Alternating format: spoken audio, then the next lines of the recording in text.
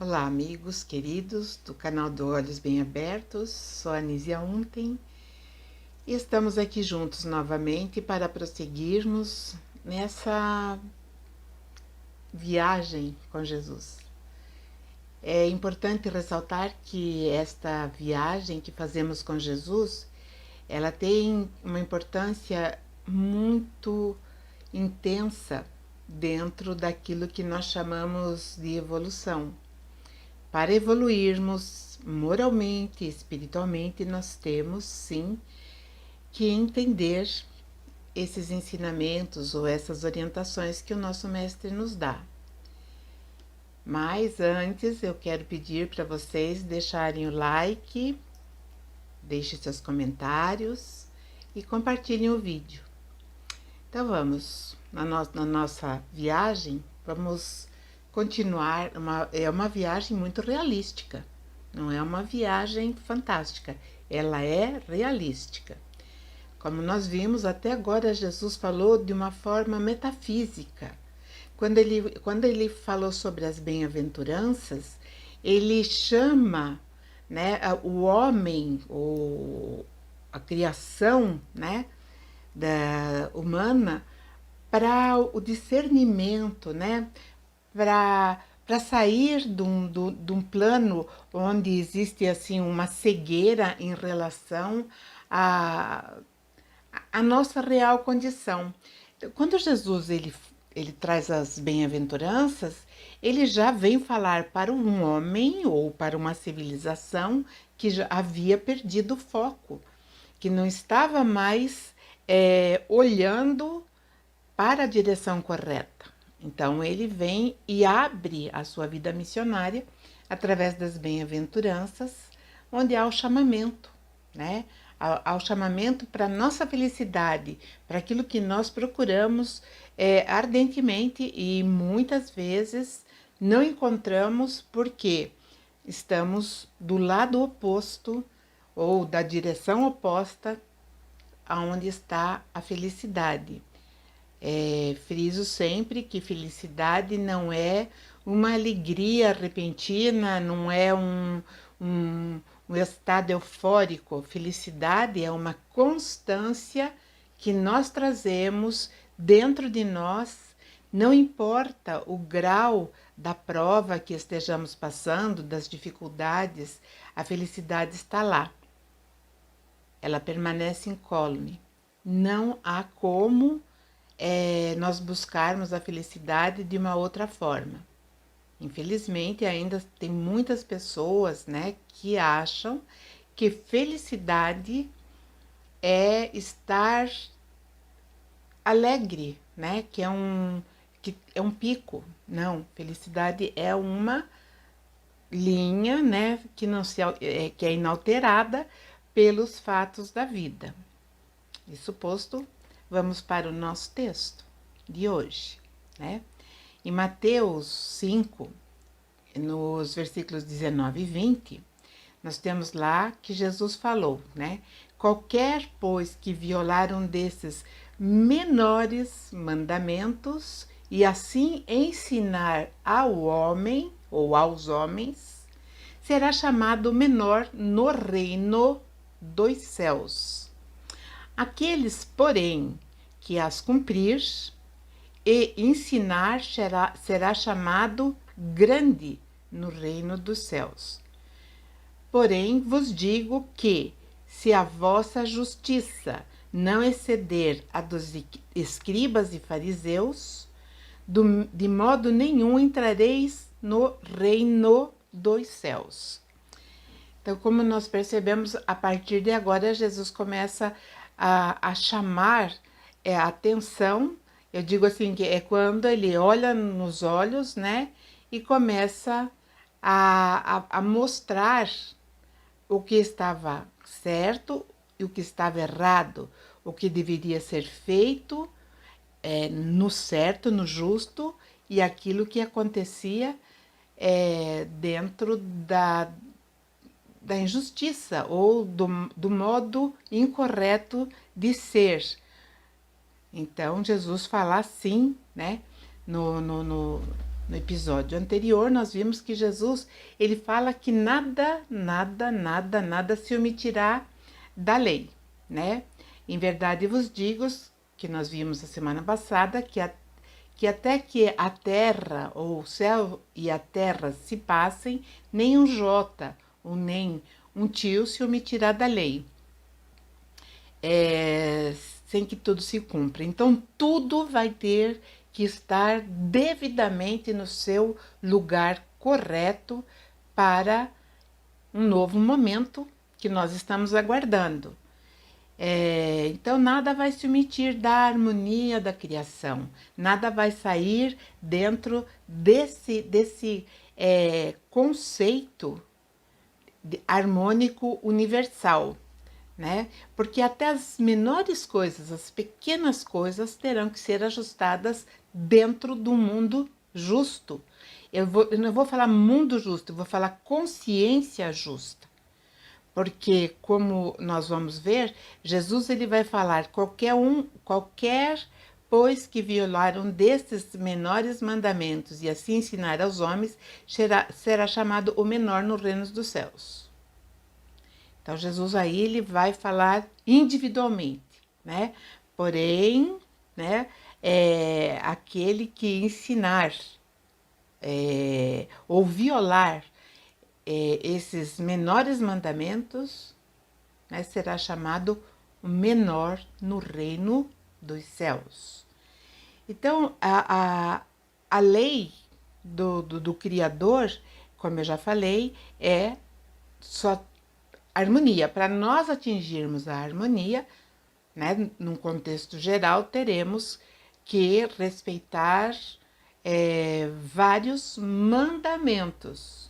Então, mandamentos, né, tem a origem do verbo mandar, né? Ou ainda, mandamentos, conjunto de regras de organização e funcionamento de uma sociedade, de uma coletividade. Então, isso é mandamento, conjunto de regras. Então, nós temos que observar isso. Desde a tenra infância, nós já começamos a sermos ensinados pelos nossos pais regras, né, de comportamento que vai nos fazer ser aceito no contexto social. Então, Jesus agora está falando, então, abrindo um leque maior, nos trazendo, então, a necessidade, né, de ouvirmos com mais atenção tudo aquilo que ele nos traz, né, para o nosso ouvido atento.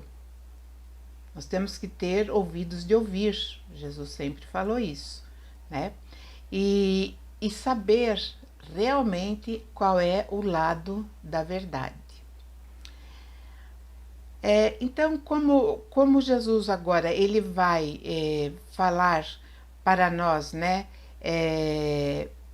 de uma maneira mais contundente, de olho no olho, ele já não está nos falando de uma forma para que nós possamos abstrair, né, valores. Agora ele está numa orientação mais assertiva, né? A partir de agora, então, ele vai falar particularmente das fraquezas individuais, mas que grande parte ainda da população da Terra ainda é portadora. Somos portadores dessas fraquezas, né? Nós temos essas fraquezas. Então agora ele vai falar diretamente sobre essas fraquezas. Quando ele diz bem-aventurados, então essa fala é abrangente para a nossa maturidade consciencial, para nós nos colocarmos dentro da criação de uma forma harmônica. E daqui para frente nós veremos que Jesus, né, vai fazer exortação em relação ao caráter das pessoas justas, de como ser uma pessoa justa. E ele não vai economizar ou vai falar, né, com palavras aveludadas ou aquilo que não é correto. Ele vai ser sempre muito direto, sempre assertivo, né, naquilo que tem que ser realizado por nós, que somos aprendizes de tudo, né? Mas principalmente da grande lei harmônica, e agora nós veremos também os mandamentos, né? Que são o estatuto de ação durante o nosso percurso na vida física, aqui na matéria, né? Quando Jesus fala assim, qualquer um que violar um desses menores mandamentos. Então, é aquele mais ínfimo que muitas vezes a gente pode achar, isso ninguém vai notar, ou até ele não vai notar, ou até, né, o nosso Pai Celestial, que nós chamamos de Deus, também não tá ocupado em tantas outras coisas, mas não é bem assim, né? Nós temos uma luz, né, uma luzinha que vai acender todas as vezes que nós sairmos dessa reta conduta.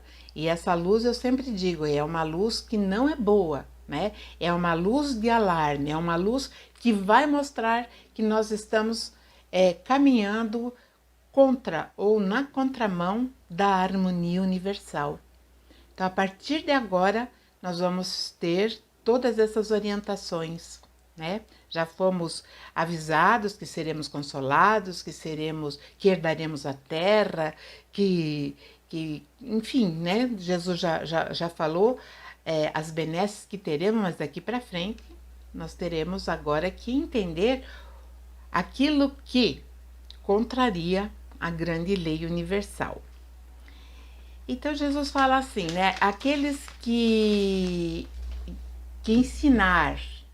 Então a violação, por menor que seja, não será aceita. E aqui Jesus está falando para aqueles que sabem mais, né? Que têm um poder de orientar ou até de manipular as mentes humanas. Então, uma responsabilidade muito grande, enorme, quando nós abrimos a boca, né? Então ele diz que esses que manipulam ou que levam esses ensinamentos de uma maneira obscura serão rebaixados no reino, não é nos reinos, é no reino, é um momento específico, é um lugar específico que eu penso será a nossa próxima etapa evolutiva, né? Então, são seres que devem mostrar o bom caminho, abrir clareiras nas vegetações densas dos pensamentos humanos, né? Aqueles pensamentos que ainda estão não em confusão, mas que ainda estão brutos, que não receberam nenhuma informação, né?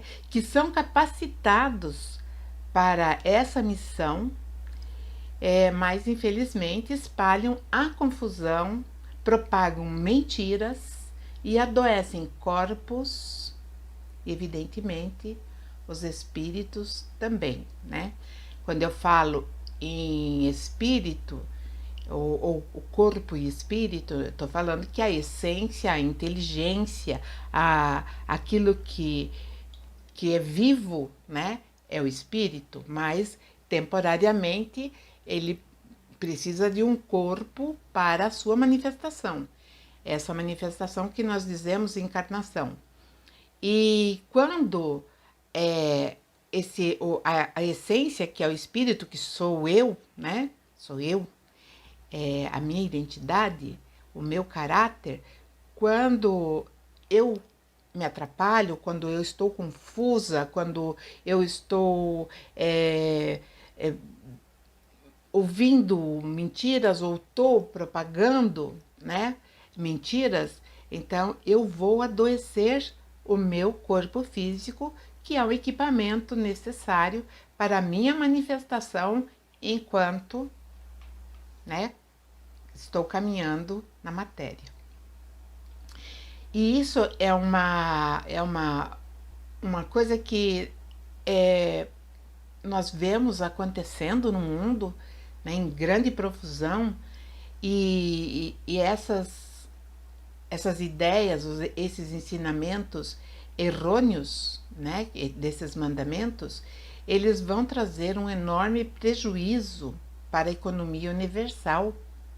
Por quê? Lógico, como eu já falei uma vez lá atrás, num passado não muito distante, que nós fazemos parte dessa economia universal, nós temos um custo. Então, para nós estarmos aqui encarnados, para nós estarmos aqui nesse momento de aprendizado, lógico que tem um custo. Nós temos um sol que tem uma quantidade X de combustível, que é o seu combustível, né, que vai alimentar todo um sistema. Nós precisamos desse sistema para termos o equilíbrio nesse nosso mundo. Nós temos, então, um outro fator importante, a Lua, que também nos traz o magnetismo, né? Aquilo que nós precisamos também para o equilíbrio das nossas estações, enfim, né? Dependemos de tudo isso. Então, nós geramos, sim, um custo universal. E nós não pensamos nisso. Nós pensamos apenas no imediato, naquilo que é agora, né? Mesmo depois, quando nós já não precisamos mais da manifestação física, que estamos numa outra dimensão, ou como muitos falam, plano espiritual, nós também geramos, sim, tem que haver investimento para esse nosso estado, né? Fora do plano físico. Então nós temos que entender isso. E isso faz o quê? Faz sim um reflexo na economia universal. E tudo está entrelaçado. Tudo que é, né, que é a criação, que faz parte da criação, está entrelaçado. Nós estamos entrelaçados. A minha felicidade vai depender da felicidade do meu semelhante, de todos aqueles que me cercam. E assim nós vamos, né? Não vai ter, porque eu não vejo a desgraça do meu irmão lá do outro lado do globo, que eu não vou sofrer, eu vou sofrer, porque nós estamos entrelaçados. Então é isso, né? E o mundo, né, precisa, o mundo que eu digo, a população que está aqui, precisa dessa compreensão. E, enfim, né, esse prejuízo nós temos aí já há tempos recuados. Basta nós olharmos a nossa própria história, né? Nós temos aí vários momentos em que isso vem à constatação. Mas na sequência, Jesus diz que, ao passo que aquele que cumprir os mandamentos ou estatutos e ensinar com veracidade será chamado grande no reino dos céus. Vai ser chamado grande, ou seja, vai ter uma visibilidade, vai ter vai ser útil, né? O menor, quando ele diz que vai ser o menor, ninguém vai ser excluído. Mas o menor, ele vai ter que fazer o quê? Ou reaprender, até se conscientizar. Porque Jesus vai falar mais na frente que não adianta eu mostrar sabedoria, eu dizer que sei, se eu não consigo fazer a receita. Né? Então eu tenho uma receita lá, eu passo uma receita, mas eu não sei usar, eu não sei os ingredientes, né? No caso de fazer um bolo. Então nós precisamos sim saber e aplicar, fazer na prática, né? Porque para ensinar primeiro é preciso aprender. aprender mesmo na prática. E aqui que está o grande gancho do ensinamento de Jesus. Quando Jesus fala qualquer um que violar e ensinar erroneamente, ele está falando que não é, né? É qualquer um. E tanto que depois ele fala, né? Porém, aquele que cumprir, ou seja, tem a receita e sabe fazer a mistura, sabe fazer, misturar os componentes, né? Então, este sim, né? Sabe, cumpre, né? Dá cumprimento ao mandamento e ensina. Então, Jesus está falando exatamente isso. Precisamos ter esse discernimento. Aí ele diz ainda, porque eu digo a vocês, se a vossa justiça não exceder a dos escribas e fariseus, de modo nenhum entrareis no reino dos céus.